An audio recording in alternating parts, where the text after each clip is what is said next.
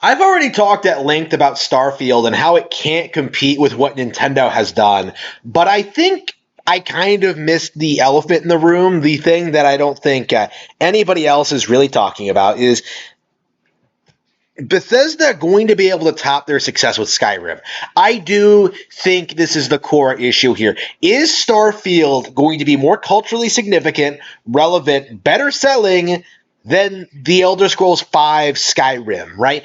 And the answer is no. I think, going into this, considering like the console exclusivity, considering like, how disappointing the game looks, considering how like Bethesda games have fallen off, considering the reception of Fallout 4, considering like, everything they've done over the past decade, my expectation is that at the very least, Starfield will do significantly worse than Skyrim. And I think there is no disputing that. I think there is no replicating like the Skyrim phenomenon. Like, oh, I can walk around this open world in this fantasy setting. Never mind that there's nothing to do and the combat is bare bones and basic and that the story sucks and the animations are terrible. I'm walking around the field, guys.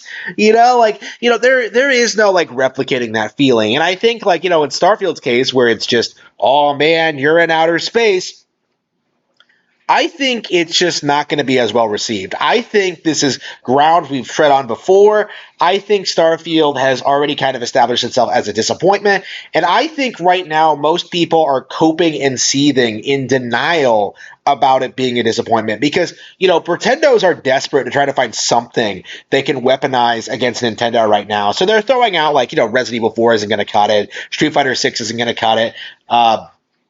Forspoken isn't going to cut it. So the only thing they can do is just keep hyping up like a game that hasn't come out yet. So right now it's Starfield, but in the future, what else are they going to have? Like that is the situation now is that we have to sit and wait for the game that will kill Tears of the Kingdom forever.